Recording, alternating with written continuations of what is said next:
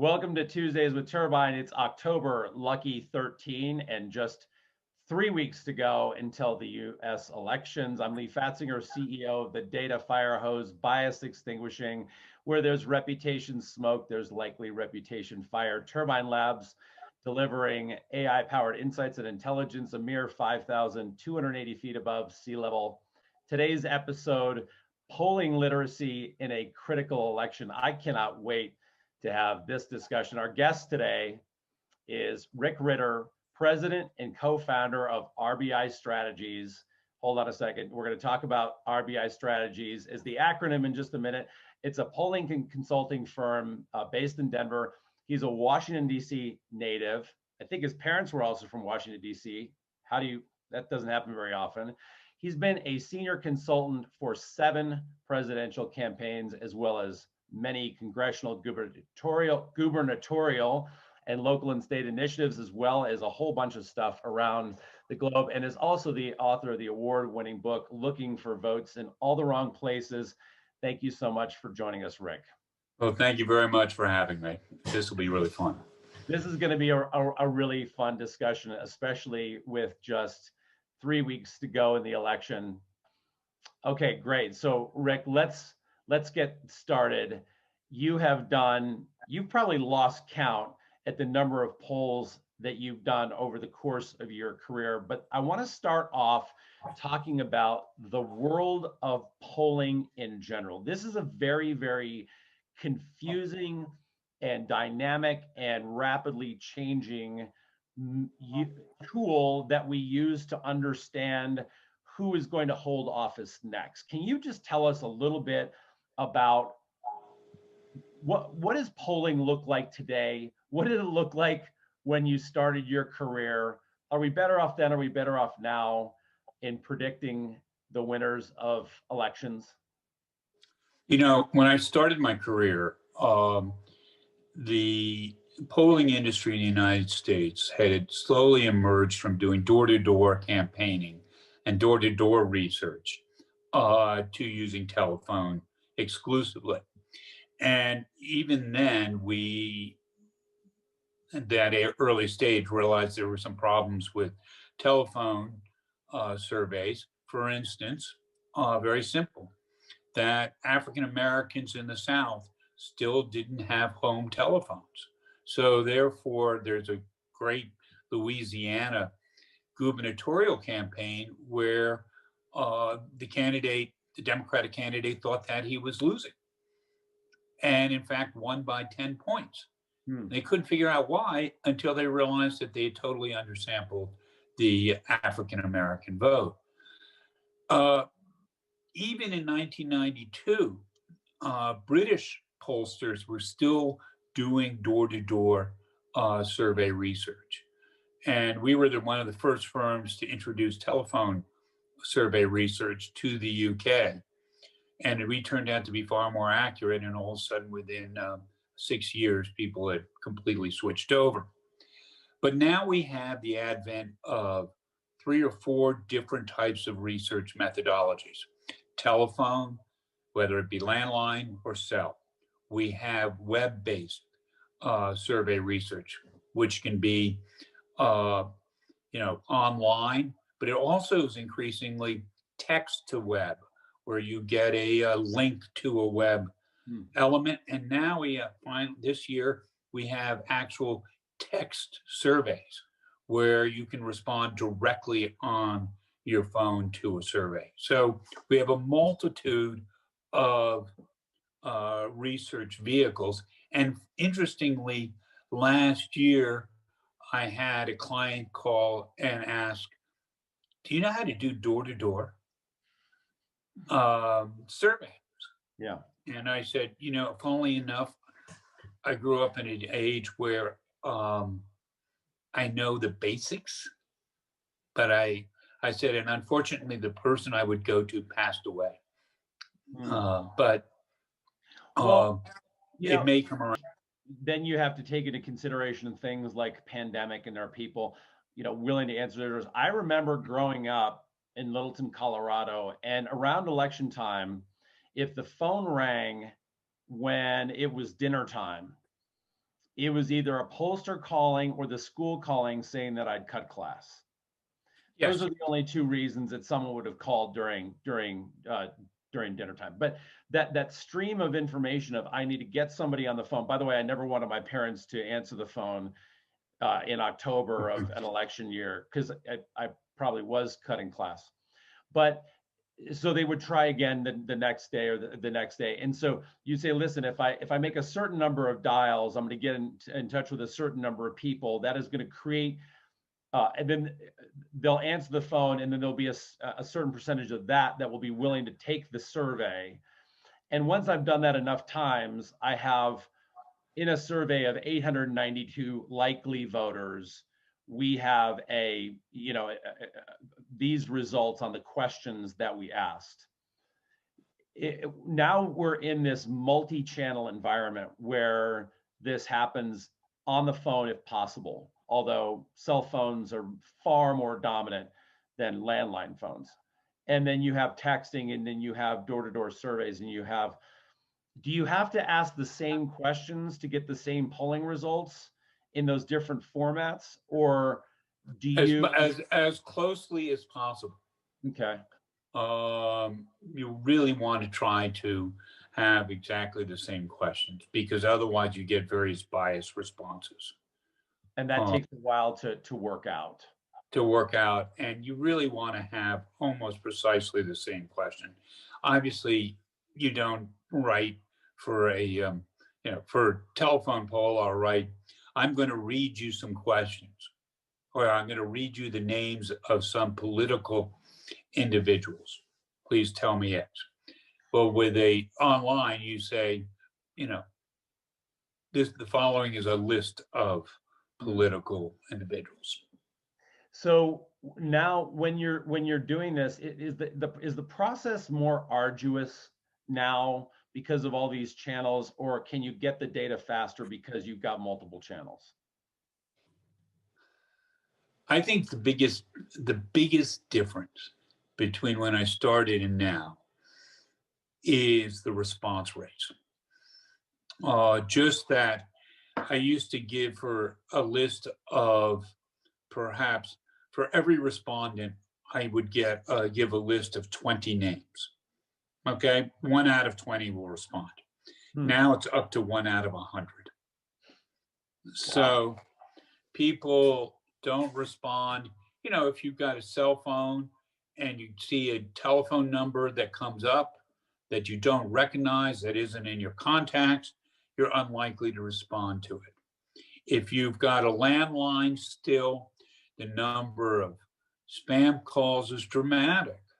And you probably don't answer that unless you see something flashing on caller ID that it's family member or something like that. Yeah.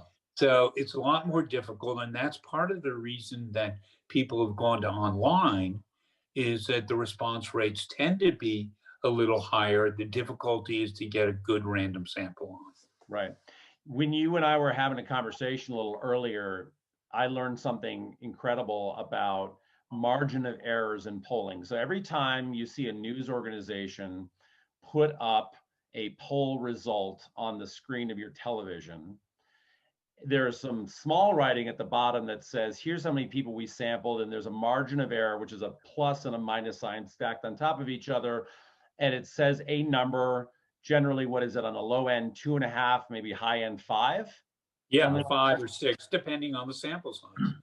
And so that margin of error is for us to say, listen, we're trying to get a representative idea of, for example, how many people are going to vote for this candidate on the Democratic side or this candidate on the Republican side in the presidential election.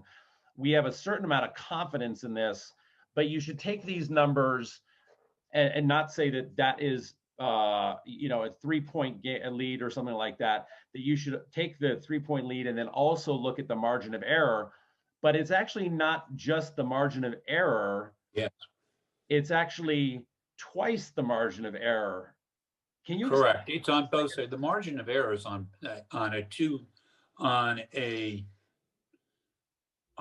say a head-to-head with Biden and Trump.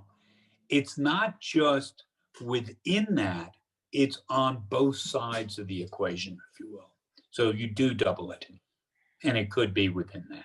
So in other words, if there is a poll that says that one candidate or the other is ahead by 4 points, Yeah. and the margin of error is 2, which probably rarely happens, it Yeah, but effectively, that would be, our confidence is that it's tied. yeah, it could be tied.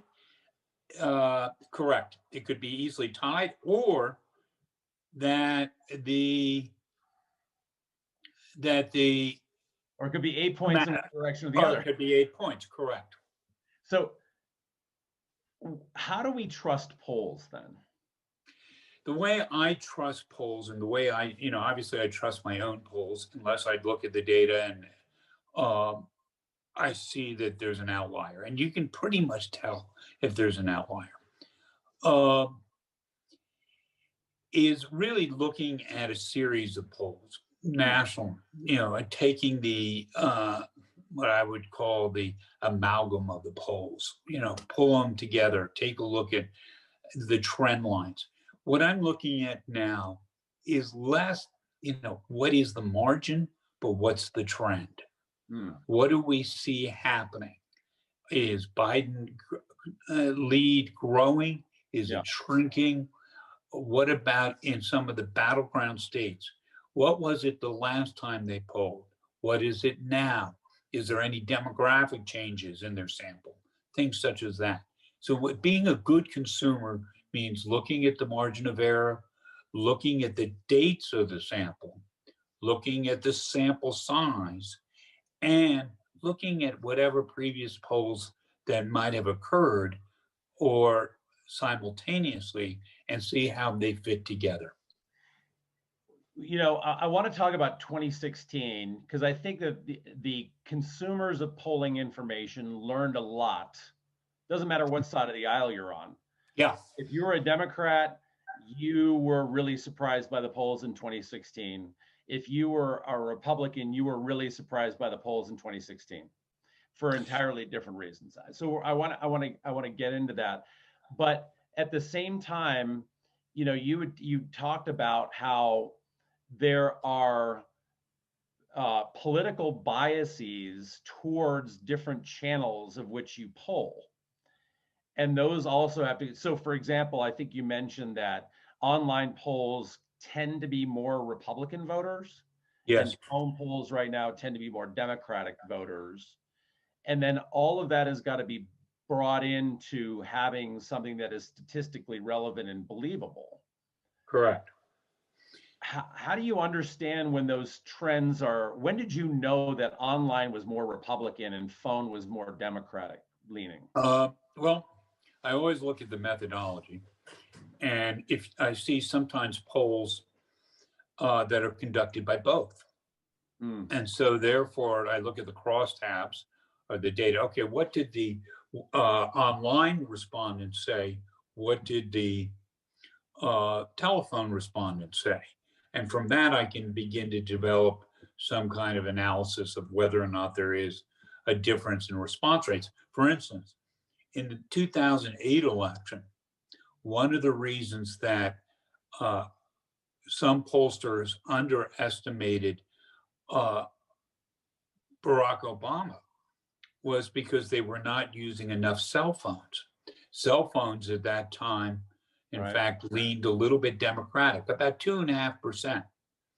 And what we're seeing with the web-based surveys is they're not including right now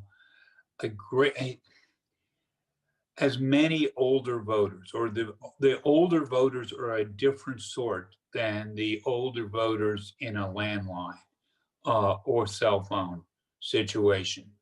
And it tends to be skewing a little bit more Republican. Interesting. And this may be a very simple factor of Republicans have more money and therefore probably have more technology and therefore are more accustomed to using online activity among older voters. We saw, the great mistake in the 1948 polling was that the pollsters went door to door, and one of the survey researchers told their their collectors, as it were, to go to the corner houses on a street, which Wow. tend to be a little bit larger lots, which tend to be therefore a little bit greater income. And just that little skew created a more Republican bias in the survey research. So this is the thing that I think is so fascinating, that you go back and you realize that we've been trying to survey the state of mind of voters for really since the beginning of voting. We Yep. were ready to understand this. A place, as you stated, where one of the factors is the time in which you did the survey. And we were discussing, if you looked at just the last, the week before last of, we had a Supreme Court nominee on a Saturday, a New York expose about the president's tax returns on a Monday, a presidential debate on a Tuesday, the president being diagnosed or releasing that he and his the first lady had coronavirus, him going to the hospital on Friday, driving around on Saturday or Sunday, returning home on Monday. The polls took place in that week period. And you even forgot the first lady dissing Christmas. And the first lady having words on a tape around Christmas. Somewhere in there, senators must have spoken, and other business of our politics happening, but it's just in the mire now. How do you effectively survey at a time frame when the attitudes of the American public can now be shifted so quickly because events are shifting so quickly? Or the other side of this is, are we so ingrained that all of those events that took place really didn't change anybody's perspective on who they were going to vote for in the presidential election?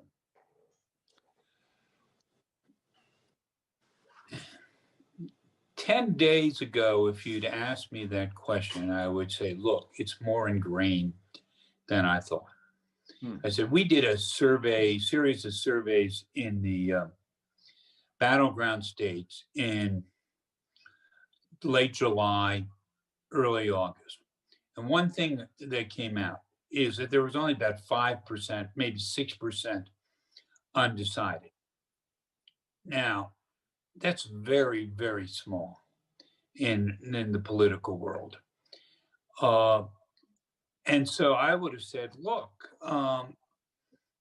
they're so ingrained, nothing will really change anything.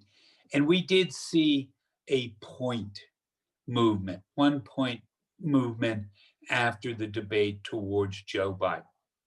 Okay. A little marginal increase, nothing big. Mm-hmm.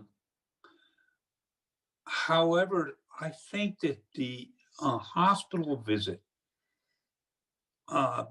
may have, in fact, created a little bit more of a wave towards Biden. We're starting to see numbers in the double digits, where before it was 7, 6, 7. Now we're starting to see numbers 10 and 12. That's a big shift in the political world in a presidential. We're talking 3, 4 points. Right. In a very, very sort of divided country, when you start seeing 3 or 4 points shifting, that's a significant number. Well, so let's shift into 2016 now. So you have a divided country for a lot of different reasons. And one of the reasons that Donald Trump sort of cleaned house through the primaries was he had a populist message that was in some circles considered to be fodder, but had tremendous resonance within a certain block of the country that then became Trump's base. If you look at how Wisconsin wound up in the 2016 election, decided by 36,000 and some change votes. And a lot of that was attributed to an extraordinarily effective and gritty digital strategy by the Trump campaign. That their ability to micro target down to groups of less than 50 people with very, very tailored messages in states like Wisconsin, Michigan, and Pennsylvania that really, kind of inserted into the psyche of, we know why you're mad at politics. It's time for a change. Is that really the only way that you can change someone's mind anymore? Is that kind of science and targeting? You know, you might think so, but I could argue that going to the hospital, um, going to Walter Reed after saying that this pandemic is just like the flu. Um, most people don't end up at the hospital with the flu, Right. and I think that it will change people's minds. Events do have the ability to change people's mind. That's It's interesting. not just it is not just being bombarded with the right messages at the right time. Events do overcome that. I will say I don't necessarily agree with it, but my friends from Hillary Clinton say, well, the Comey press conference on Sunday, you know, changed the dynamic of the elected. I actually don't think that. Because the data I saw show her slipping very quickly the last 3-4 days of the election. And voters were realizing that they want to change and they didn't particularly like Hillary Clinton. Well, that's the other piece is, so if you talk about sort of large scale likability and then events, and then so it almost seems like it's multi-layered, that you can't just rely on the strategy of micro targeting, which the social networks are onto this now and are going to attempt to blur this because they view it as dangerous to be able to target with that amount of precision. But you're right, there are large swath events that happen whereby, the Comey testimony, if you were on the fence, that tipped Right. you towards saying, I'm either not going to participate or I'm going to give this other candidate a try, which is what ended up happening. Yeah. I mean, there are a couple of things in here to unpack, but the one thing that you have to remember is the voters are now really beginning to pay attention. Starting October 1, there's a very different, attitude of voters uh, that they begin to pay attention.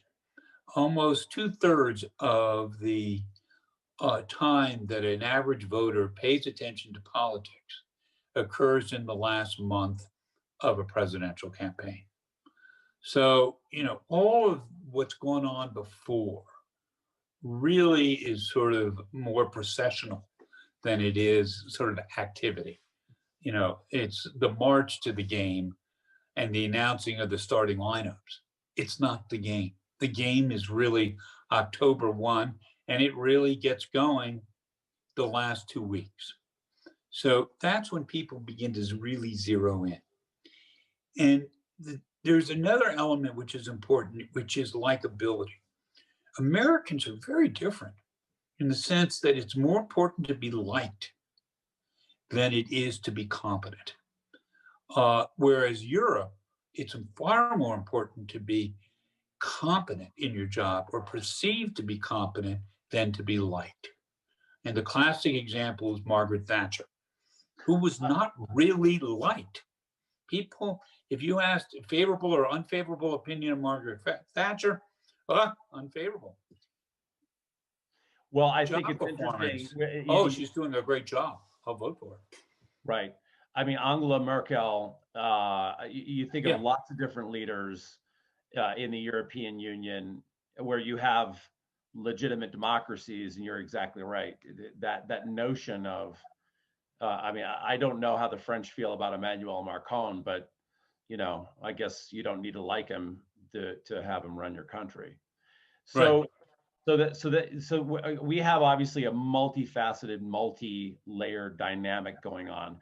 What do you think the American voter completely misunderstood about polling in 2016? And how is that different from polling today? Well, I think, one thing is that national polls are very different than state polls. Yeah, And we're that going to you get into use that in just a second, yeah. actually. What? We're going to get into that in just a second. Yeah, but I mean, for instance, the Wisconsin polling was probably inaccurate. Okay, that that people do change their minds or at least make movement at the latter part of a campaign. That certain decisions are made late in the game, particularly among undecided voters. 3, that what the pollsters failed to do on a state basis, and one of the key things I wanted to mention is the national polls in amalgam were very accurate in 2016. By they were off in an amalgam by 0.3. Some of them had it dead on. Right. So On it the was the popular state vote. On the popular vote. on the popular vote. Yep. But on the state level, there were 2 errors. One is most of the polls fundamentally stopped polling a week out, and that changed the dynamic. But most importantly is most of the state polls failed to weight on education levels.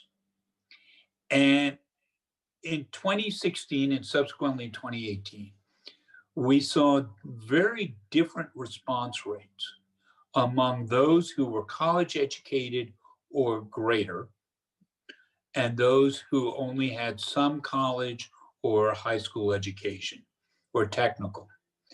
And this became more of a dichotomizing characteristic than even party in some ways. And so those who weighted only on party, race, age, gender, but didn't weight on education ended up taking too many overly educated voters, and that skewed towards Hillary Clinton. And the result was that some of the polls came out showing a much more positive view of Hillary Clinton than actually existed.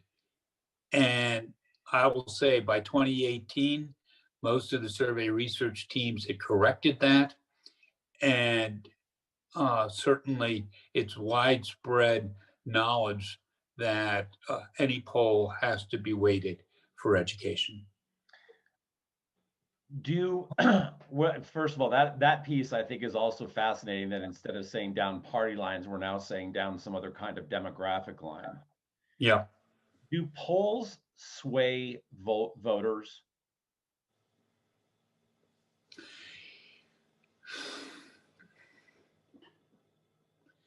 I've never thought so. I think it's one of those. There is a wonderful, let me answer it differently. There is a wonderful concept called the spiral of silence. Okay. And that is, it was a German political scientist who promoted the spiral of silence. And what she said is that there are some times where respondents will not respond to a question if they feel that there's social pressure to respond one way or the other, and that they may, in fact, just say they're undecided or go to a neutral because they're afraid to say,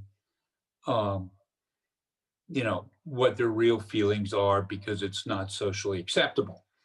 And, this is known in the United States for African American candidates as the Bradley effect. There are some who refer to it as the silent Trump voter. That there were many silent Trump voters. Actually, Um, I've seen it in a number of places and occasions, but I don't see it right now. And the reason I say that is purely anecdotal. Well, some anecdotal and more methodological, but anecdotal is, look, my neighbors up in Routt County, where I live most of the time, up near Steamboat Springs, in 2016, there were very few Trump signs until the last week. Right now, there are a multitude of Trump signs.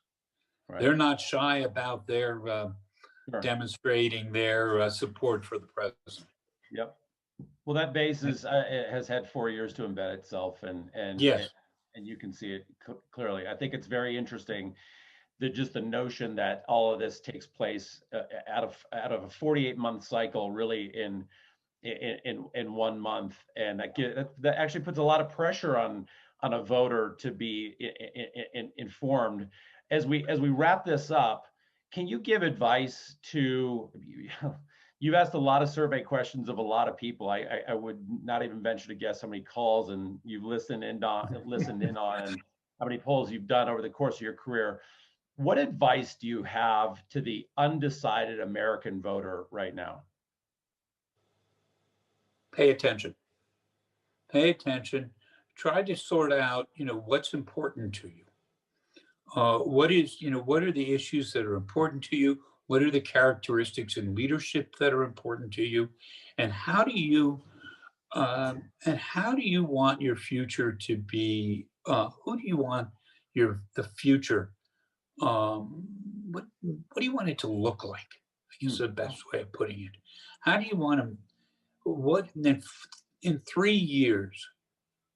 What do you want our country to look like, the world to look like, and what kind of and who best do you think will deliver on that, if you will, promise? Well, I think that that's the best advice that we could give almost any American voter, Rick.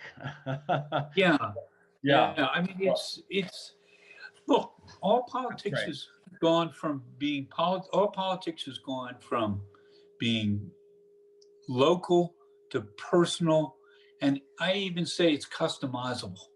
Wow. Meaning that you have to look at how we communicate to voters is now based on precisely what they buy, what they watch, and what we say to them. They're doing 24,000 different ad versions to see at any given time to see which one works best to which voters. Yeah. Local, personal, customizable. That's fantastic. Well, listen, Rick, thank you so much for joining us today. The next 3 weeks are going to be, I think, historic and extraordinary to watch. I can't imagine what it's like from your vantage point, but on behalf of all of us, thank you very much for joining us today on Tuesdays with Turbine. Well, I loved it, and hope to do it again and maybe post-election. Thank you. Well, thank you very much. Tuesdays with Turbine will be returning Tuesday, November 3rd, Election Day in the United States. Why this isn't a holiday, I have no idea. Rick, thanks again for joining, and to everyone else, we'll look forward to seeing you on the next Tuesdays with Turbine. Have a great rest of your week.